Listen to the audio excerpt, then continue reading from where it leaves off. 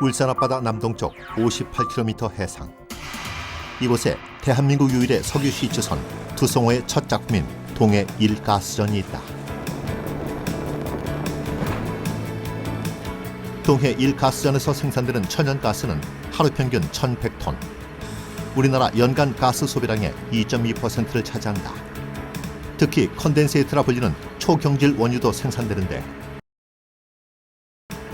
검은색을 띠는 원유와 달리 희고 투명한 색을 지닌다. 지하에 있던 가스가 지상으로 올라오면서 응축돼 자연 액화 상태로 변화했기 때문이다. 원유다 하면은 이 원유가 새카맣게만 이제 인식을 하시는데, 그거보다 이제 어떻게 설명을 드리면은 상당히 좋은 경주를 유지하 그래가지고 요게 정제를 거치지 않아도 사용할 수 있을 정도로 순수한 기름 성분을 가지고 있습니다. 동해 1가스전에서 생산된 가스는 연간 40만 톤으로 모두 울산 경남 지역 34만 가구에 공급된다. 무엇보다 이렇게 국내 석유 생산이 가능할 수 있게 된 건 365일 망망대해 위에서 고군분투하는 근로자들이 있기 때문이다. 일단 이제 퇴근 개념이 없다 보니까 이제 가족들하고 떨어져 있지 않습니까? 그게 가장 힘들죠. 동해 1가스전은 최첨단 시설로 해상 생산기지와 육상 생산기지로 나뉜다. 특히 해상 플랫폼은 무역센터와 맞먹는 200m 높이에 10,000톤이 넘는 거대한 철골 구조물로 이루어져 있다. 플랫폼은 지진 6.0, 100년에 한번 올 수 있는 태풍에도 견딜 수 있게끔 설계가 되어 있습니다. 그렇다면 동해 1가스전의 해상 구조물은 어떻게 세워진 것일까? 먼저 육상에서 만든 높이 152m, 무게 1,400톤의 송전탑 모양의 고정식 하부 구조물인 자켓을 바다에 빠뜨려 고정시킨다. 그리고 1,200평의 상부 구조물을 올려 동해 1가스전을 완성했다. 자켓을 바다까지 해상 위치까지 운송을 하고 그 자켓을 물에 빠뜨릴 때 6,500톤이라는 거대한 구조물을 물속에 빠뜨릴 때 가장 위험한 순간이 있었습니다. 그래서 그 당시에는 조금만 실수가 있으면 큰 구조물과 그다음에 많은 인명들이 피해를 입기 때문에 그때가 가장 긴장되는 순간이었습니다. 발견부터 생산시설 설치까지 쉽지만은 않았던 동해 1가스전. 그렇다면 이곳에서 수천 미터 아래 묻혀있는 천연가스가 해상으로 끌어올려지는 과정은 어떨까? 먼저 해저 152m 아래 설치된 해저 생산시설을 통해 지하 2,500m에 매장되어 있는 천연가스와 초경질 원유를 채취한다.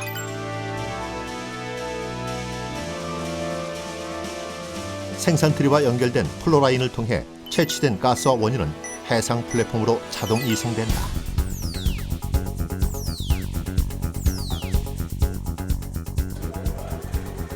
이때 생산 트리의 역할이 매우 중요한데 굴착된 시추 구멍의 입구에 설치돼 고압의 가스와 석유가 분출되지 않도록 밀봉하는 역할을 한다.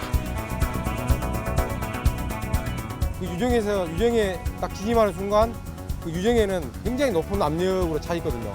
그래서 그 넣는 순간 기름이 막 올라옵니다. 그 자체 압에 의해 가지고.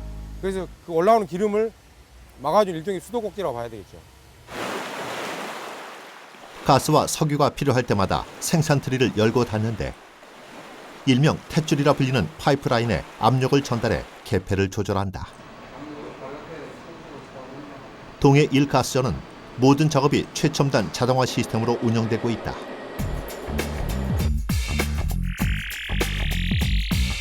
플로우 라인을 통해 해상 플랫폼으로 자동 이송된 가스와 초경질 원유는 유수분 분리기를 통해 각각 채취 시 함유된 수분을 제거하는 작업을 거친다. 이렇게 1차 탈수 작업을 거친 정제된 가스와 초경질 원유는 다시 해저 배관을 통해 육상 처리 시설로 보내진다. 천연가스 생산을 위해선 탈수 작업 이외에 쓸모없는 가스도 제거해야 하는데 소각탑에서 나오는 불꽃은 그 소산물이라 할 수 있다. 배출을 시켜야 되거든요. 그러니까 많이 먹으면 오바이트 하잖아요. 그거와 같이 과압이 걸리면 저희들이 어디론가 배출을 시켜줘야 돼요. 배출을 시켜줘야 되는데 배출시킬 수 있는 구멍을 한 곳을 만들어 놓은 거예요. 그런데 그 배출 가스가 대기 중으로 갔을 때는 그게 이제 대기 오염 물질이 될 수가 있는 거고, 그게 만약에 가연성 가스면은 폭발이 일어날 수도 있으니까 배출되기 전에 그 위험성을 제거하기 위해서 연소를 시켜주는 거죠. 해상 공정에서 1차 정제 작업을 한 가스와 초경질 원유는 생산량을 확인한 후 울산의 육상 생산 기지로 옮겨진다. 그리고 해상에서와 마찬가지로 2차 수분 제거와 열량 조절 등 최종 가공 작업을 한다.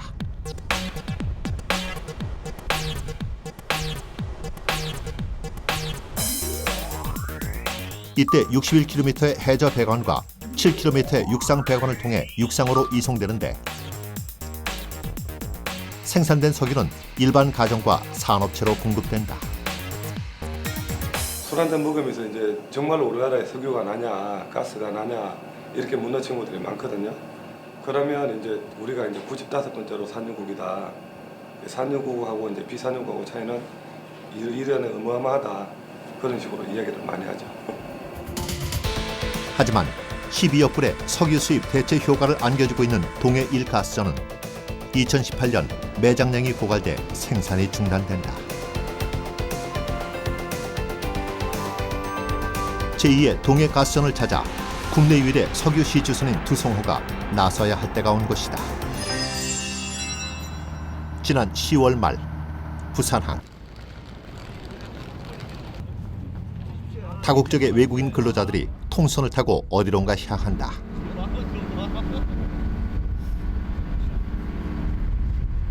긴 여정을 떠나는 듯 여행 가방이 묵직한데, 이들이 1시간 남짓 배를 타고 도착한 곳은 바로 부산항 제3부두에서 1.8km 떨어진 곳에 정박해 있는 두성호다.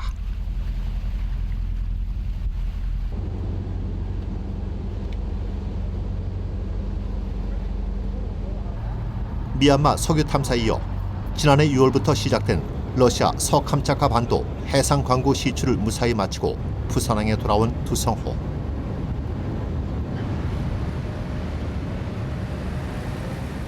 다음 조업을 위해 90여 명이 승선을 하는데, 바스켓을 타고 30m를 오르면 두성호 갑판에 오를 수 있다.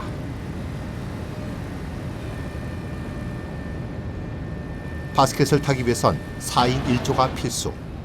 무게중심을 잡기 위해서다. 오랜 조업으로 녹이 슬고 망가진 부분을 보수하느라 바쁜 손길들. 두성호는 지난 1984년 건조된 이래 102회가 넘는 원유 탐사를 펼치며 한국 석유 개발의 자존심으로서의 역할을 톡톡히 해냈다.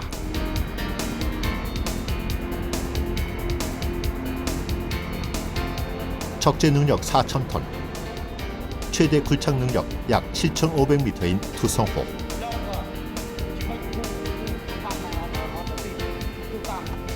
가장 기본인 시추 파이프에서 첨단 장비인 폭발 방지 장치까지 시추에 필요한 모든 설비를 갖추고 있다.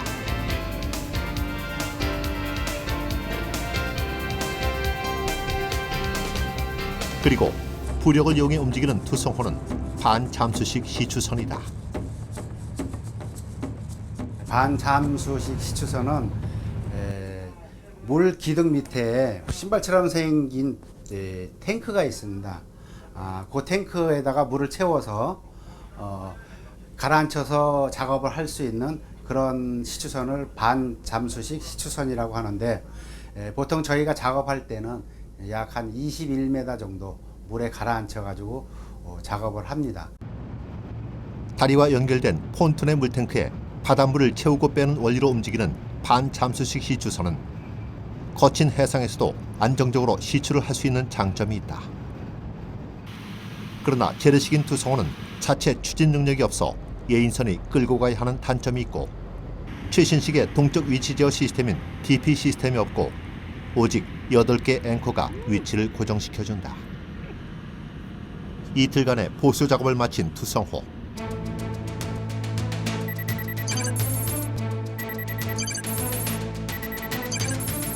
탐사 시추를 위해 투성호가 출발한 곳은 바로 우리나라 남해 6-2 광구.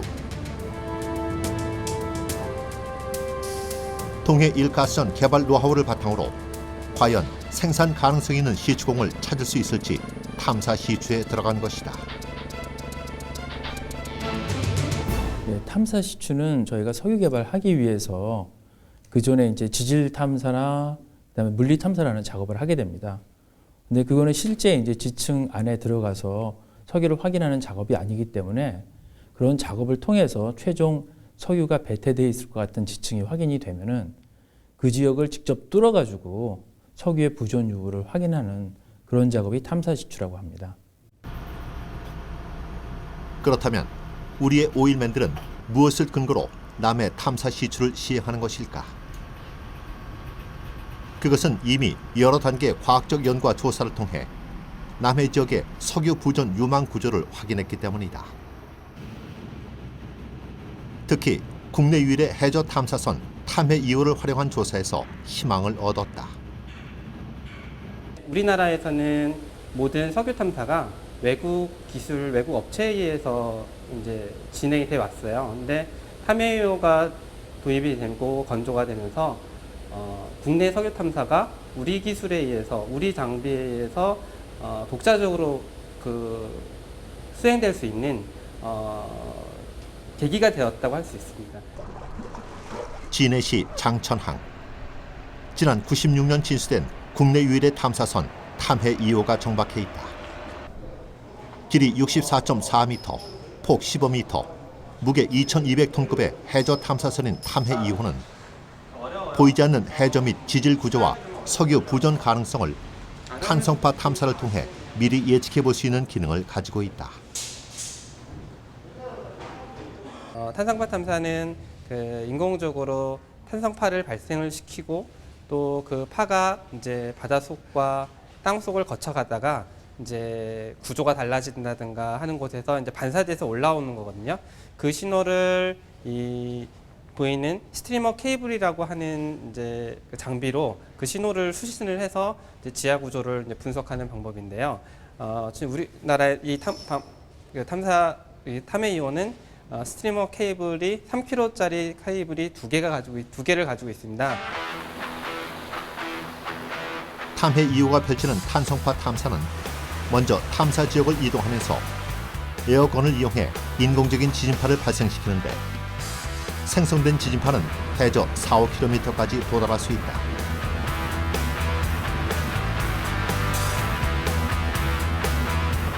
바다 및 지층 경계면에 부딪혀 되돌아온 반사파는 수증기에 접수되는데 이때 반사파의 탄성 계수를 파악하는 것이 바로 탄성파 탐사다.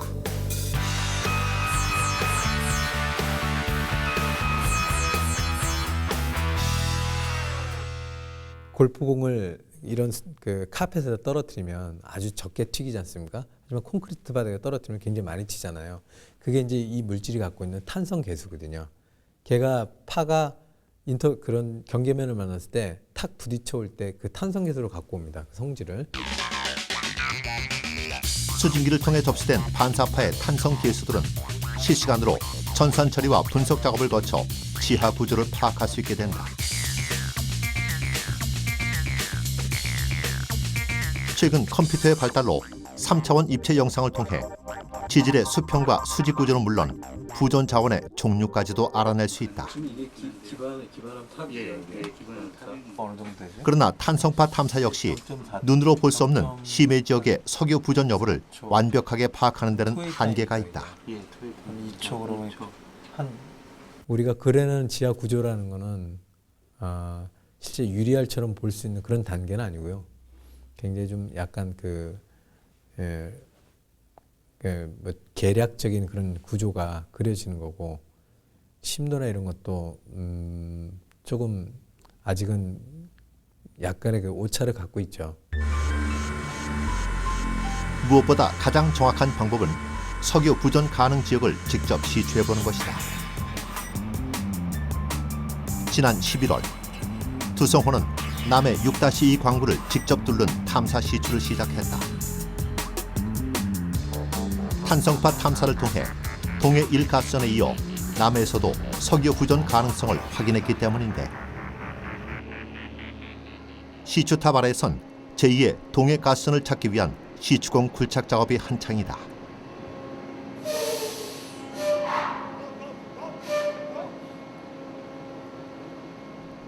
시추 작업은 강관으로 제작된 수십 개의 드릴 파이프를 이용해 시추공을 뚫는다. 파이프 하나의 길이만도 10m. 거대한 파이프를 연결하기 위해선 탑 드라이브라는 특수한 장치를 이용한다.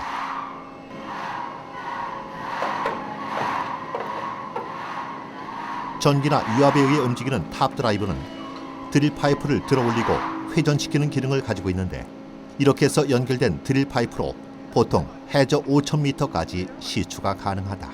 그렇다면 시추 드릴 파이프는 어떻게 단단한 지층을 뚫을 수 있는 것일까? 먼저 시추를 하기 위해선 가운데 공간이 비어있는 직경 120cm의 큰 원통 모양의 라이저 파이프를 지층면까지 내리는 작업을 한다. 드릴 파이프의 지지대 역할을 하는 만큼 라이저 파이프가 안전하게 바닥에 설치된 것이 중요하다. 시추선에서 수천 미터 떨어져 있는 목표 심도까지 라이저 파이프를 설치하고 나면 다음은 라이저 파이프의 관을 통해 드릴용 파이프를 내리는 작업을 한다. 이렇게 연결된 파이프의 무게만 300여 톤. 드릴 파이프가 주저앉지 않도록 정확한 파이프 연결과 굴진 시 경사각도 5도를 넘지 않도록 각별한 주의를 기울인다. 그러나 단단한 시추공을 뚫기 위해선 드릴 파이프만으로는 불가능하다. 드릴 파이프 끝에 달려있는 특별한 장치에 그 비밀이 숨겨져 있다. The drill bit that we have in the hole at present, that is approximately 1,800 meters in the ground, is a 17.5-inch reed T43C bit. It is very similar to this bit here. This is a reed bit. These are tungsten carbide cutters. Okay, we have 3 cones. There are nozzles here, which the mud comes out and cools the drill bit and lifts the cuttings when this is on the bottom turning.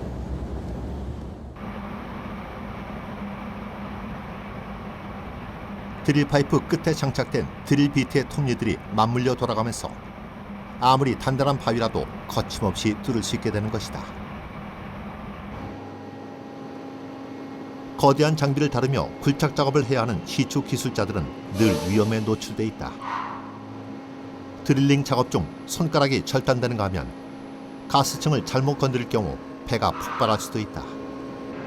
두성호 역시 큰 위기를 맛보았었다. 저희가 굴착을 하다가 이제 고압 가스층을 만난 겁니다. 그래서 그걸 뚫으니까 이제 그 순간에 가스가 이제 해저면으로부터 이제 공기방울 비슷하게 막 해면으로 올라오면서 이제 시추선이 이제 막 불안해지고 그다음에 가스가 있기 때문에 또 폭발 위험성이 있거든요. 그런 상태에 있었는데 이제 저희 두성호가 앵커를 설치해서 그 시추 위치를 잡는 시추선이거든요. 그래서 앵커를 한쪽을 풀어주고 한쪽을 감으면서 시추 위치로부터 빨리 벗어나서 안전하게 이제 인명사고 없이 상황을 조치를 했었습니다. 시추 드릴 파이프가 굴진을 하면서 고압의 가스층을 잘못 건드려 폭발하게 되는 것을 가스킥이라 하는데 지난 1988년 영국 북해 유전에서 시추선이 폭발해 168명이 사망한 원인 역시 가스킥 때문이었다. 이렇게 대형 사고가 발생할 수 있는 가스킥 현상을 막기 위해 개발된 장비가 바로 BOP다. 보통 시추 작업 시에 쓰는데요. 왜냐하면 생산 단계에서는 이 저류층의 특성을 어느 정도 다 분석을 했기 때문에 그거에 맞는 시설들을 다 갖춰 놓습니다. 근데 시추를 할 때는 이 저류층의 특성이 아직 파악되지 않은 상태에서 어느 순간 어느 지층에서 가스가 치고 올라올지 모르기 때문에 우리가 충분한 이수를 사용해서 압력을 눌러주면서 시추는 하지만 그래도 만약의 사태를 대비해서 갑자기 하부에서 가스가 치고 올라올 때 이를 막기 위한 그 차단 장치죠. 일종의 문을, 여러 개의 문을 가진 그런 장치를 그 시추 제일 상부에 설치해 놓고 작업을 하게 됩니다. 첨단 장비인 BOP는 블로우아웃 프리벤터, 즉 폭발 방지 장치로 시추공 상부에 설치돼 고압의 가스가 시추공에 유입되면 시추공 입구를 즉시 막아 가스가 시추공 안에서만 폭발하도록 하는 안전 장치다.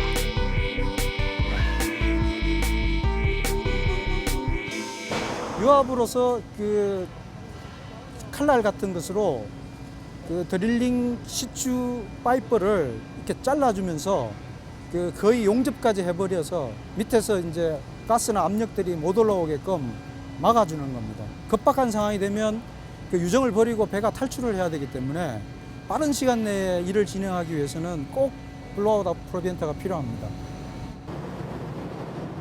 석유 시추 시 드릴링과 함께 빼놓을 수 없는 작업 중 하나는 바로 이수 작업이다. 드릴링 작업 시 머드라는 특수한 액체를 함께 투입하는데 드릴 파이프가 암석을 뚫을 때 생기는 파편들이 시추공에 쌓이지 않도록 회수해 줄 뿐 아니라 시추공이 무너지지 않도록 보호하는 역할도 한다. 펌프를 이용해 높은 압력으로 머드를 주입하고 순환시켜 불순물을 시추선 위로 뽑아내는 원리다. This area is the shaker area. The mud you just seen with the mud pumps goes down the hole, comes out of the hole, and it makes cuttings as it's drilling. The cuttings come up and come over top. You can see the way the cuttings are. They're very warm, right? But it's very pasty. This makes for slow drilling for the drill bit on the bottom of the well. 특히 드릴 작업으로 시추공 내 과도하게 발생하는 압력 손실을 줄이기 위해 머드에게는 벤토나이트나 폴리머라는 특수한 화학물질을 첨가한다. 암편이 덩어리가 크면은 물로 순환을 시켰을 때는 일정 높이까지밖에 올라오지 못합니다. 그래서 그러니까 암편을 잘 제거할 수 있게끔 이수의 물성을 조정을 해야 되고요. 또 이수 자체가 너무 산성도 이런 것들이 높으면은 각종 파이프 장비들의 부식을 야기할 수 있거든요. 그래서 그런 것도 통제하는 기능도 있고, 그래서 이제 한 가지 목적이 아니고 여러 가지 기능이 있기 때문에 거기에 맞게끔 현장에서 계속 물성 체크를 하면서 성질을 조절을 해줍니다. 각종 화학약품으로. 시추 시 얻어지는 머드 부산물들은 지층 정보를 획득할 수 있는 중요한 시료가 되는데 현장에서 이수 검증 과정을 거치지만 복잡한 지층 구조를 분석하는 데는 한계가 있다.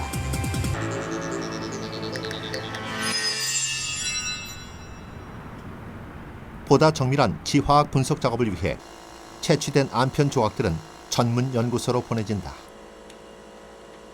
먼저 시추시 묻은 갖가지 오염물질을 깨끗하게 제거하고 암석 내 유기물의 성분 파악을 위해 락에발 검사를 하는 암편 평가 검사를 한다. 약 2억 원에 달하는 국내 유일의 고가 검사 장비를 통해 석유 시추 성공률을 2배나 높일 수 있다. 대개 그 유기물들은 CHNOS로 이루어져 있습니다. 그래서 가장 중요한 것이 이제 C하고 H인데요. 탄소하고 수소의 양이 어느 정도 되는지, 그리고 그 탄소와 수소가 석유를 생성할 수 있는 능력이 있는지, 혹은 가스를 더 생성하기 좋은 것인지를 알 수 있고, 그리고 그것을 통해서 향후에 우리가 어느 지점에 시추를 해야 되는지 하는 것들을 알려주는 그런 분석이 되겠습니다. 그래서 현장에서 분석하는 것보다는 훨씬 더 정밀하고요. 시추공에서 회수된 암반들은 석유 시추 지역과 매장량을 파악할 수 있는 중요한 자료가 되는 만큼 철저히 보관되어지는데 제가 한번 확인을 해보면은 이곳엔 동해 1가스전에서 채취된 암반도 보관돼 있다. 이것도 지금 특히 저류층에서 발견된 암반에는 석유를 담고 있는 공급들이 크고 잘 연결돼 있다. 보시는 바와 같이 지금 저희가 일부 반은 그 분석을 하고, 또 이런 구간은 뭐냐면은 그 아까 제가 말씀드렸듯이 저류층이 가장 중요한 게 거기에 공극이 얼마나 있느냐, 그리고 그 공극들이 서로 연결돼 있느냐, 그리고 연결이 돼 있으면 얼마나 잘 돼 있느냐 하는 게 중요한데, 그런 것들을 위해서 이제 이미 시료를 샘플링을 한 것이고요. 그렇다면 석유가 생성되기 위해선 어떤 조건들이 필요한 것일까? 수억 년 전 동식물의 유해가 세월의 흐름에 따라 차례로 퇴적되면서 먼저 근원암이 형성된다. 그 근원암이 적당한 지압과 지열을 받아 서서히 화학 변화를 일으키면 석유가 생성되는데, 이것을 저류암이라 한다. 저류암의 틈 사이, 즉 공극에 모인 석유는 지각 변동에 의해 고이기 쉬운 지층 구조로 이동하게 된다. 이렇게 석유가 집적될 수 있도록 지층이 휘어지는 것을 배사 구조라 하는데, 배사 구조에 의해 모인 석유가 다른 곳으로 빠져나가지 못하도록 보호하는 덮개암이 존재하면 석유 시추가 가능한 지층 구조가 형성되는 것이다. 무엇보다 검은 보석이라 불리는 석유는 저류암 사이사이 공극 속에 스며들어 있다. 많은 사람들은 우리가 항상 그림을 그릴 때 이와 같은 구조를 그리고 위에는 가스, 그 다음에 오일, 물 그리기 때문에 땅속에 큰 웅덩이가 있어가지고 그 속에 기름이 있다고 오해하시는데 그렇지는 않습니다.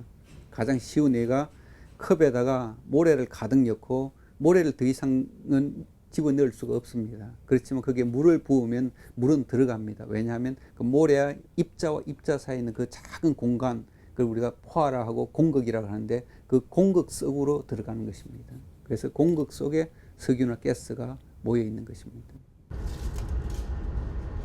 자연이 만들어낸 신비의 에너지 석유.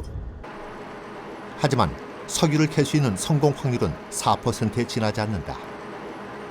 특히 한 번 탐사 시추에 많게는 5천만 달러의 비용을 치러야 하기에 시추 작업에 신중을 기할 수밖에 없다. 아직까지는 이제 탐사 시추 성공률은 선진국에 비해서는 좀 떨어지는 걸로 제가 알고 있고요. 그런데 이제 지금 현재 전 세계에서 저희가 동시에 많은 작업을 하고 있고, 그다음에 또 신규 광구도 많이 인수를 하고, 그다음에 해외 자산도 많이 또 인수를 하면서 기술력을 많이 보완하고 있기 때문에 앞으로는 빠른 시간 내에 탐사 시추 성공률이 높아질 수 있는 계기가 마련됐다고 생각합니다. 국내 유일의 석유 시추선 두성호는 그간 국내는 물론 해외 탐사를 통해 에너지 개발 최전선에서 천병으로서의 역할을 톡톡히 해왔다. 제2의 동해가스선을 찾기 위해 남해 앞바다에서 4,000m 심해 시추를 뚫기 위한 75일간의 대장정에 나서고 있는 두성호. 근면 성실함 때문에 가동률 100%를 자랑하지만 올해 나이 25이다. 5년 후엔 시추선으로서 은퇴할 나이가 된 것이다.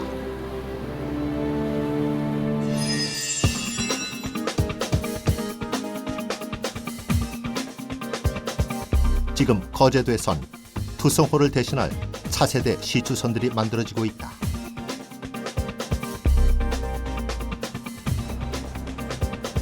최첨단 기능을 갖춘 시추선 제조로 수주량 세계 1위를 차지하고 있는 국내 조선업계. 특히 복잡한 구조와 기능을 가진 시추선을 체계적으로 설계하는 통합 설계 프로그램이 있기에 높은 기술 수준의 시추선들이 건조될 수 있다.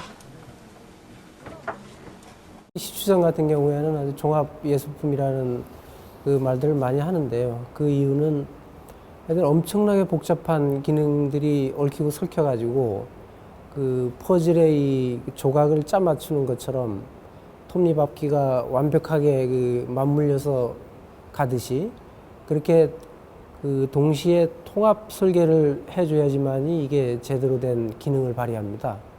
그래서 수십만 개 부품이 들어가거든요. 이 수십만 개의 부품을 여하이 이렇게 잘 짜 맞추느냐. 이렇게 설계된 시추선은 성능 실험을 통해 다시 한번 검증 단계를 거치는데, 실제 크기의 50분의 1로 축소된 모형 시추선에 파도와 바람 등 외부 환경 변화를 주어 실험한다.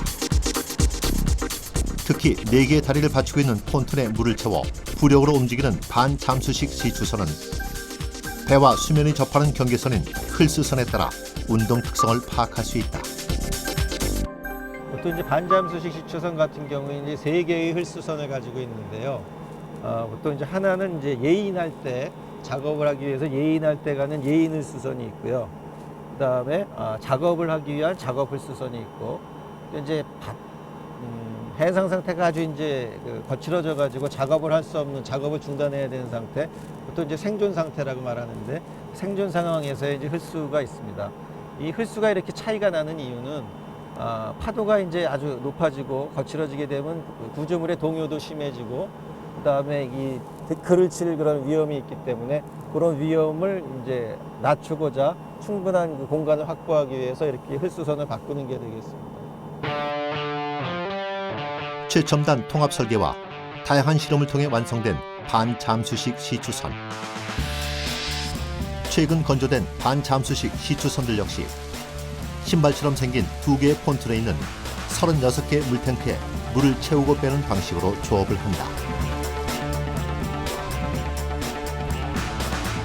반잠수식 시추선은 수심 500m 이하에서 작업을 할 경우 타치라고 부르는 앵커를 해저에 고정시켜 위치를 유지하는데 거친 바다에서 뛰어난 안정성을 제공한다.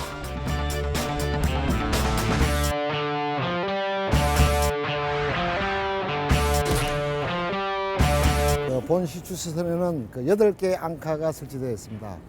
주 역할은 자동 위치 제어 장치의 일환으로서 수심이 500m 미만인 곳에는 연료와 각종 운영비를 감소하기 위해서 8개의 앙카로서 제 위치를 잡는 시스템입니다. 최근 제조된 반잠수식 시추선은 투성어보다 한 단계 업그레이드된 기능을 가지고 있다. 수심 500m가 넘는 곳에선 동적 위치 제어 시스템인 DP 시스템과 높은 추진력의 스러스트가 작동돼 차항 능력까지 갖추게 된 것이다.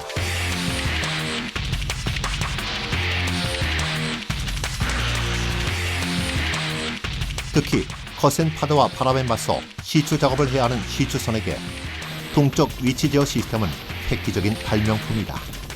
어느 적정 영역 그 바운더리 내에서 그 시추선이 그 위치를 유지시켜줘야 되는데, 그게 아니고 그 어떤 회상 환경에 따라서 이렇게 한쪽으로 쏠리면은 이게 그 드릴 파이프가 손상이 돼서 밑에 고압의 가스라든지 그 오일이 분출되는 뭐 환경 사고, 폭발 사고 그게 이어질 수 있기 때문에 그 적정한 바운더리 내에 그 시추선을 그 위치를 유지시켜주는 그 시스템이 아주 중요합니다. 최근 근해 유전 개발이 한계에 다다르면서 심해저 탐사에 관심이 쏠리고 있다.